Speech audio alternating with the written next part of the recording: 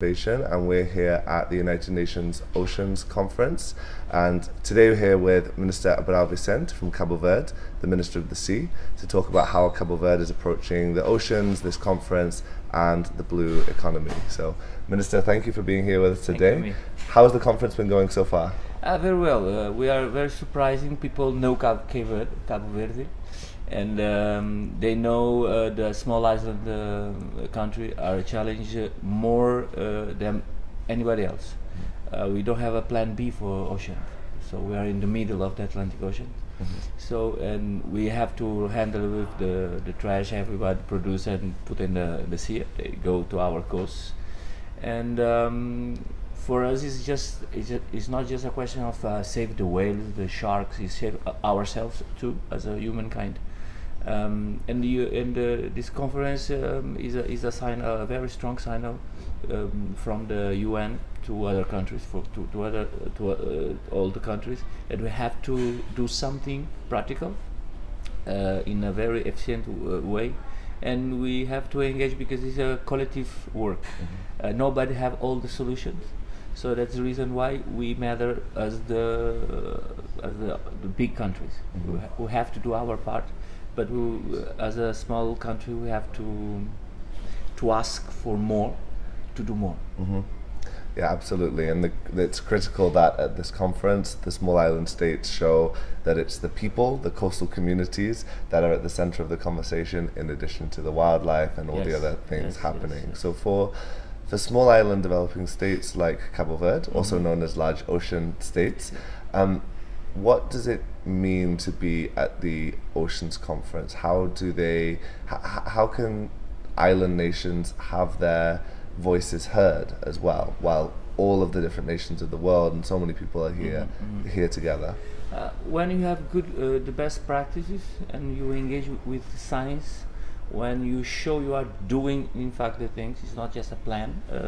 Cabo Verde have 3 universities who teach matters about ocean, a technical university who is teaching every science connected to sea, a school to the profession, to the young people, and investigation center we call the Oceanographic Center.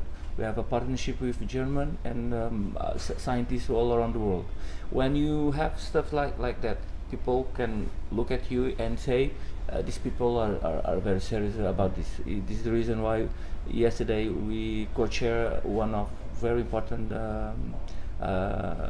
dialogue with Norway, but every other countries are in the room, and we have the opportunity to show and to explain what is our strategy. Our strategy is best to involve all the small communities, to teach, to the transference of knowledge, to be interested to connect with the big university in the world, and to open our sea to the investigation. That's the key of our geostrategic position. We can close our sea, but we are very strong, a very strong voice against illegal fishing, against the traffic of person, drugs, and other communities in our seas. And of course, we are defending the 30% reserve in our economic zone, but we are always asking for more resources, because when we take some resources from our fishermen, our companies, our coast people, they are asking for alternatives. So the UN conference is a great opportunity for Engineer Guterres also, and all the UN entities to get more involved, to get out of the cabinet and go in the ground, know our countries, know the different realities we have on place, And me as a small country and as an African country, when I say ask more, is not just money. Cape Verde is putting all his voice in knowledge. If we have the right knowledge, we have a small amount of research, we can do great things in our country.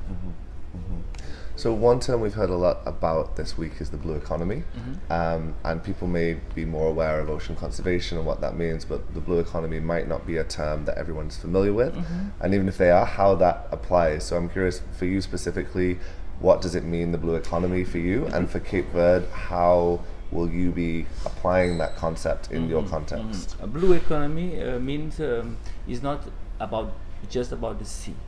Is also about the way we consume in land. We plan our cities. We treat the trash. Our relationship with the sea. But in the practical way, in the economic way, we think in the ports we have to put the blue parts. All the ports must be run with green energy, blue energy, as you say. I always repeat this in my country. Blue is the new green. Blue is new green means we have to incorporate in the blue concept all the green stuff in the blue and the green concept.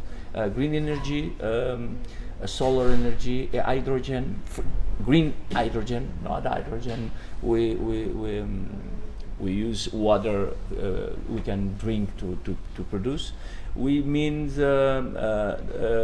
vessels construction in our coast for the small fishermen, but the transition between the artisanal fish and semi-industrial, but in the way they don't use the techniques the big industry use to fish. They have to be informed to put in the sea all the species that we don't use in our daily life, and protect the turtles, the turtles, the whales, the sharks, and all the big fish we have in our seas. We are planning to have a new legal framework to consider the tourism in the sea, to see the whales, to see the big species, but not to kill them. We are building also all the activities around the coast. In January we will receive one of the etaps of the ocean race. It's like the football World Cup. The ocean race is like that, but we also want to integrate now in this perspective people to know better about the possibilities of the ocean, and the ocean and the sun can be is the future of the energy, and way we can connect with the way we can depend less from the countries who produce oil. Like right now we have this war in Ukraine. It's we definitely have a problem when a country like Ukraine have to feed the rest of the world cereals and everything. We must produce more with less energy, from oil, and we have to produce more. But for that we have to have more resources. And our main goal is convert part of public debt in green credit to invest in the transition from the blue economy. The blue is the new green, because if we right now we have more consensus that the sea produce more oxygen than all the forest in the world, but we have to preserve the forest. It's not just we can cut everything and the ocean can provide. Right now we have a total consensus that the humanity depends on the nature, and we have to have a balance between the way we explore the ocean and the way we can take advantage, economic and financial advantage, to explore other ways of life. So I hope my expectation is high, because I see Engineer Guterres very committed, but I think it's necessary to him and to other people to put ocean in the same line of priorities than the world and the geostrategical debates and all these, because Ukraine is very important right now, but there are other wars in the world. There are other issues in Africa, in Middle Asia, in South America, that demand our all capacity to solve. So we have to engage humanity not just in the war, especially in Europe, but in other issues is matter for millions of people in other continents. Absolutely. Thank you very much. So I have One last question. You know, as a follower of Island Innovation, that Yeah. we are about connecting islands around the world to share information, and a big part of this collaboration has been, this conference has been the collaboration between small island states and other island regions. Cabo Verde has connections with its neighbours in Azores, Madeira, Yes, Sao yes. Tome and Principe. But for you, what does that mean, and what do you see as an opportunity to connect, learn from, collaborate with other island nations or island communities in the world? When I say we have to transfer knowledge, first of all we have to learn with the similarities the other small island have. We have a particularity when we think about Azores, Canarias, and Madeira, because we are a country. They are not. They can come to Brussels and have money to invest.